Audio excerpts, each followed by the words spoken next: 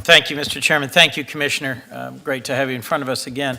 And I thought your lengthy submitted testimony, 15 pages, covered a very wide range of important and interesting issues. I'd love to follow up with you, for example, on trademark enforcement, counterfeiting enforcement, something that Chairman and I have a caucus on, and commend you on the work in automated commercial environment, ACE.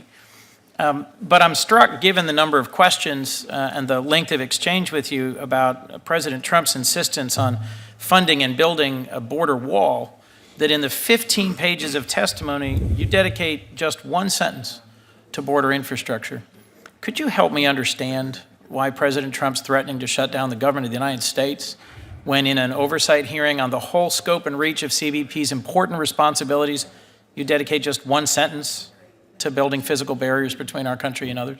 I think I had a few more sentences in my oral testimony, and I knew it would be a topic of conversation during the dialogue at the hearing. So it is a critical tool for us. It's already making an impact. The miles we've built in El Centro and El Paso with the FY17 funding have dramatically reduced traffic in those areas, over 70% in El Centro, over 35% in those areas of El Paso.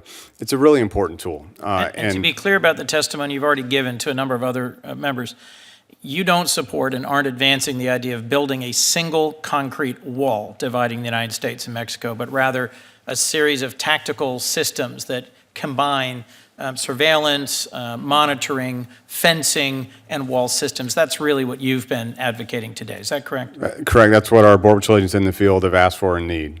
Well, it's my hope, I've supported investment in border security, but I think there's a significant disconnect between what the President has been advocating for and what I think has been your more nuanced testimony here today. Let me move on. The administration's travel ban that targeted predominantly Muslim-majority countries was something I strongly oppose, and I don't believe it makes us safer. I want to ask you about one provision of the travel ban proclamation, which says that CBP or consular officials can waive the entry restrictions on a case-by-case basis. How many waivers have been granted by CBP officials? I'd have to get back to you on that, Senator. I don't have that with me today. Do you know how many requests for waivers CBP has received? I don't know that. Could you provide a country-by-country breakdown and the reasons for granting or denying the waivers when you get back to me, please? Yes. I would appreciate that, Commissioner, because frankly, a reading of the Supreme Court's decision upholding the travel ban clearly relied on there being a real waiver process. And my concern is that that process either doesn't exist or isn't effectively working. So please follow up with me in writing. I would appreciate that. Will do.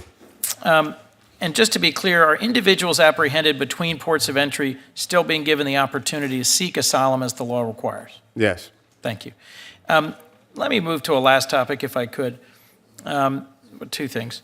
The USA Act, which I introduced with Senator McCain in February, would have required a strategy for addressing root causes of illegal immigration from Central America to the United States, something championed by my predecessor, the former Vice President. Unfortunately, this administration continues to slash aid to those countries in its annual budget proposals. Would you agree that helping to improve stability, rule of law, safety conditions in the three core countries in Central America is a necessary component of border security? I think working on the root causes and the push factors is absolutely essential. It's one of the key elements of an effective integrated strategy.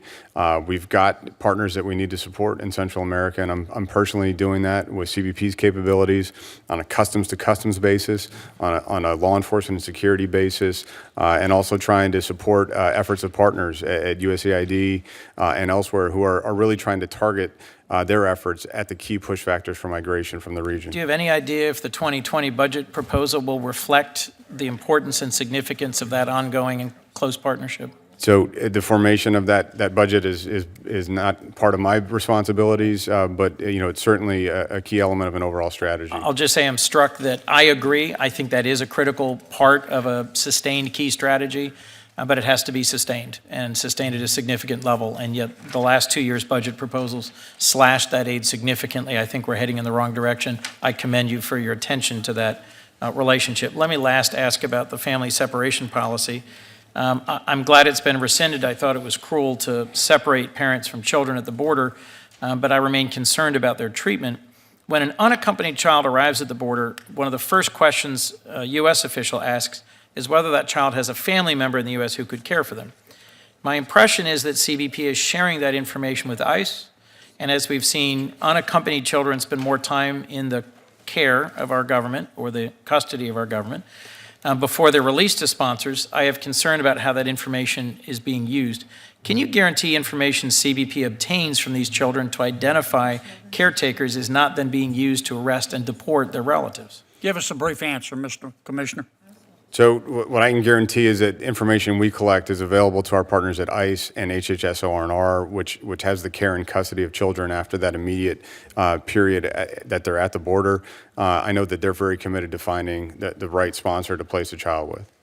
Well, I'll just close by saying in September, a senior ICE official, Matthew Albens, told Congress more than 40 people who came forward as sponsors were arrested for having done so.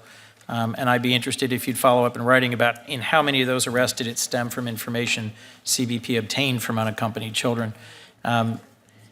There's so much more I wish we could talk about in this oversight hearing about the broad and important work that you and CBP do, but these are divisive foundational values issues.